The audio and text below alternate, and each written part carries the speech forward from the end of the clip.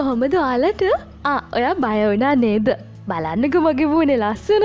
ඉතින් අහන්නකෝ හැමෝම හොඳින් පරිස්සමෙන් ඉන්නවා නේද? ගෙදරදීම සුදු වෙන්න පුළුවන් කළු ෆේෂියල් එකක් කියලා දෙන්න තමයි මම මේ හදන්නේ. සුදු වෙන්න කළු ෆේෂියල් එකක්? ඒ මොකක්ද? ඔයාට එහෙම හිතුණා නේද? පේනවනේ මගේ මූණ.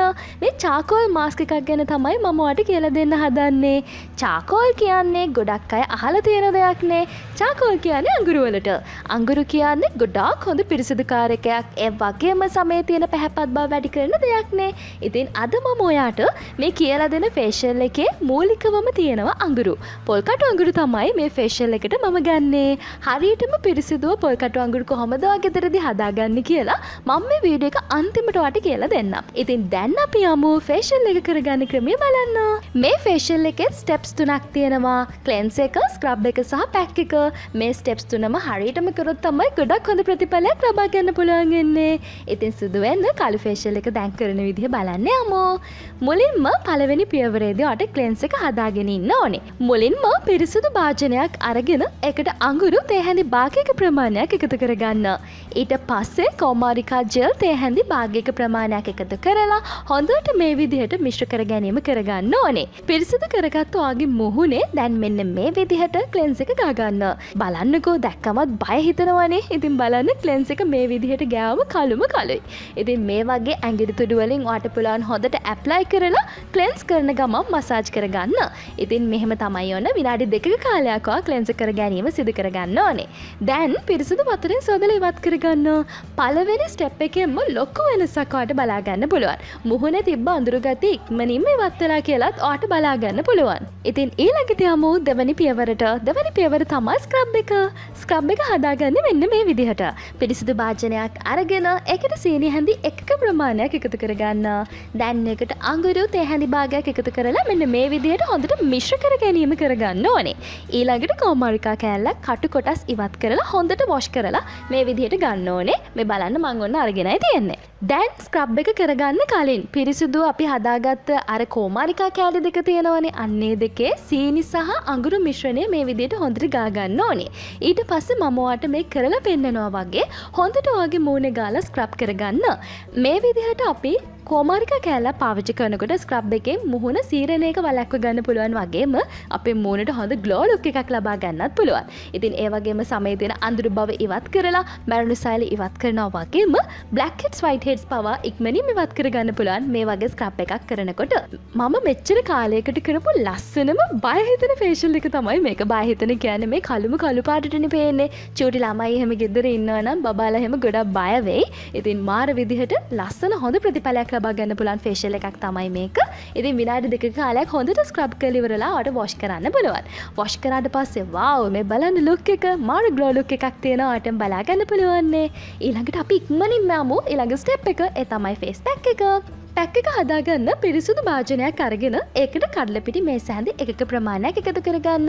ඊට පස්සේ අඟුරු තේ හැඳි එකක් එකතු කරගන්නයි තියෙන්නේ. දැන් මේක හොඳට මිශ්‍ර කරගන්න. අපි එකතු කරන්නේ මොනවද? වතුර හරි නැත්නම් රෝස් වෝටර් හරි වට එකතු කරගන්න පුළුවන්. ඉතින් මෙන්න මේ වගේ හොඳට ටිකක් දිය ගතියට එනකම් පැක් එක හොඳට මිශ්‍ර කරලා හදාගන්න ඕනේ. දැන් ඔයාලට පුළුවන් ෆේස් පැක් එක බ්‍රෂ් එකකින් මේ විදිහට ඇප්ලයි කරගන්න. කළුම කළුයි මේ බලන්නකෝ. ඉතින් මේ ෆේෂියල් එක ගොඩාක් හොඳයි. මේ ස්ටෙප්ස් තුනම ඔයා හරියට කරන්න ඕනේ. ඉතින් ඒ වගේම කියන්න ඕනේ මේ ෆේෂියල් එකේ තියෙන ගොඩක්ම හොඳම ප්‍රතිඵල ලබා ගන්න පුළුවන් හොඳම ස්ටෙප් එක තමයි මේ තර්ඩ් ස්ටෙප් එක. ඒ කියන්නේ ෆේස් පැක් එක. ඉතින් හොඳට පේස්ට් එක ඇප්ලයි කරගන්න. ඉතින් ඔයාට වැඩිපුරම කියන්න දෙයක් තියෙනවා. ඔයාගේ බ්ලැක් හෙඩ්ස් වයිට් හෙඩ්ස් තියෙන තැන්වල ටිකක් වැඩිපුර මේක ඇප්ලයි කරගන්න නම් තික් ලේයර් එකක් ඇප්ලයි කරගන්න නම් ගොඩක් හොඳයි. ඉතින් විනාඩි 20ක කාලයක් ඉඳලා වොෂ් කරගන්නයි තියෙන්නේ. ඉතින් පළවෙනි ආලේපන වාරයෙන්ම පළවෙනි ෆේෂියල් එකෙන් මට ගොඩක් ලොකු හොඳ වෙනසක් බලා ගන්න පුළුවන්. ඉතින් ඒ නිසා මම කියන්නේ අවසදු වෙන්න කරන කළු ෆේෂියල් එක කියලා මේක. ඉතින් ගොඩක් අයට මේක හරි ප්‍රශ්නයක්. මොකද අඟුරු අපි මූණේ ගන්නවා කියන එක. ඉතින් අඟුරු කියන්නේ ගොඩක්ම හොඳ පියුරිෆයි අපේ මූණේ තියෙන ගොඩක්ම අඳුරු ගතිය නැති කරන චාකෝල් ෆේස් පැක් වලට. ඒ වගේම ලෝකේ පුරාම ප්‍රසිද්ධයි මේ චාකෝල් වලින් හදන ෆේස් පැක් වර්ග ක්‍රීම් වර්ගත් තියෙනවා.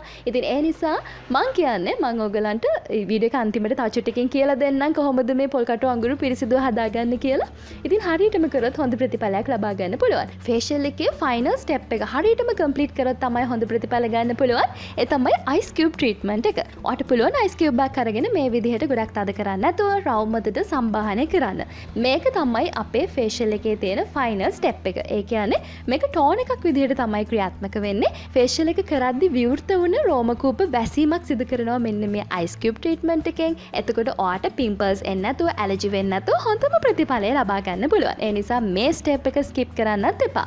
ඉතින් ක්ලෙන්ස් එක, ස්ක්‍රබ් එක වගේම ෆේස් පැක් එකෙන් පස්සේ අයිස් කියුබ් ට්‍රීට්මන්ට් එකක් කරලම ෆේෂියල් එක කම්ප්ලීට් කරන්න. සතියට සැරයක්වත් ඔයාට පුළුවන් සුදු වෙන්න, පැහැපත් වෙන්න මේ කළු ෆේෂියල් එක කරන්න. ඉතින් අනිවාර්යයෙන්ම ඒක කරන්න. අනිවාර්යයෙන්ම ගොඩක් හොඳ ප්‍රතිඵලයක් ලබා ගන්න පුළුවන්. ඉතින් දැන් අපි යමු කොහොමද පොල්කටු අඟුරු අපි ගෙදරදීම පිරිසිදු හදාගන්නේ කියලා බලන්න. දැන් ඔන්න පොල්කටු අඟුරු හදාගන්නේ මෙහෙමයි. ඔයා මෙන්න මේ වගේ හොන්දට පිරිසිදු කරපු පොල් කට්ටක් ගන්න ඕනේ. මම මේක පුච්ච ගන්න අද ලිපට දාලා. ඔයාට ඕනේ නම් ගෑස් එකේ වුණත් මේක පුච්ච ගන්න පුළුවන්. කොහොම හරි හොඳට අඟුරු වෙනකම් පුච්ච ගන්නයි තියෙන්නේ. හරිම ආදරෙන් කියනවා මේ දේවල් කරද්දී පරිස්සමෙන් කරන්න. මොකද ඔබලා පුච්ච ගන්න නැතුව හරිම පරිස්සමෙන් කරගන්න. ඉතින් මේ විදිහට හොඳට පුච්ච ගන්න ස්ටෙප් එක ඔයා කරගන්න ඕනේ. ඊට පස්සේ ඔයා කරන්න ඕනේ මෙන්න මේ පදම තමයි හරි. ඒ කියන්නේ හොඳට දැන් ඔන්න ගිනියම් වෙලා තියෙන අඟුරු ටික දැන් මේක ලිපේ තියන්න පුළුවන් භාජනයක් අරගෙන ඒකට මේ ටික ඔක්කොම එකතු කරගන්න.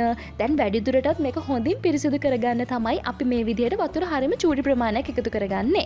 ඉතින් ගොඩක් නෙමෙයි හරි පොඩි ප්‍රමාණයක් එකතු කරගන්න. ඉතින් මේ වතුරත් එක්කම මේ පොල් කටු අඟුරු ටික හොඳට පිරිසිදු වෙනවා. මේ විදිහට වතුර ටික හොඳටම හිඳිලා යනකම් ඔයා මේ අඟුරු ටික හොඳට මද වීන්දරේ හදා ගන්න ඕනේ. විනාඩි 5ක් 10ක් යනකොට කොහොමත් වතුර ටික අයින් වෙනවා. වතුර වැඩි වගේ නම් ඉවත් කරගන්න. ඉතින් ඔයාට මම වීඩියෝ එකේ හැමදේම පෙන්වන නිසා ඔයාට හොඳ අවබෝධයක් ලබා ගන්න පුළුවන්. ඉතින් ඔන්න මේ විදිහට හොඳට වග බලා ගන්න ඕනේ. මේ පොල් කටු අඟුරු වල වතුර චුට්ටක්වත් තියෙන්න බෑ. මේ වගේ හොඳටම වේලෙන ප්‍රමාණයට තමයි ඔයා හදා ගන්න ඕනේ. දැන් ඔයාට තියෙන්නේ මේ ටික රස්නේ පිටින්ම ගිහිල්ලා බ්ලෙන්ඩ් එකට හරි ග්‍රයින්ඩ් එකට හරි දාලා හොඳට බ්ලෙන්ඩ් කරගන්න. මේ විදිහට බ්ලෙන්ඩ් කරාට පස්සේ ලස්සනට ඔයාට පොල් කටු අඟුරු ටික ගන්න පුළුවන්.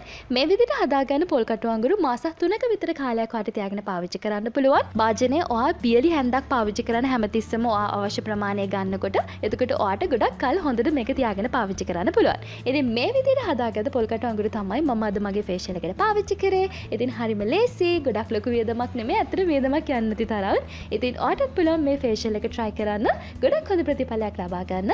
ලැබිච්ච ප්‍රතිඵලය මට කියන්න මතක් කරලා. ඉතින් තවත් මේ වගේ ලස්සන කියන වටිනා වීඩියෝ එකක් අරගෙන ඉදිරියටත් මම එන්න සූදානම්. හැමදාමත් ආදරයෙන් ලින්ගතු කමින් මාත් සමග රැඳී සිටින්න. මං ගිහින් එන්නම්. බයි.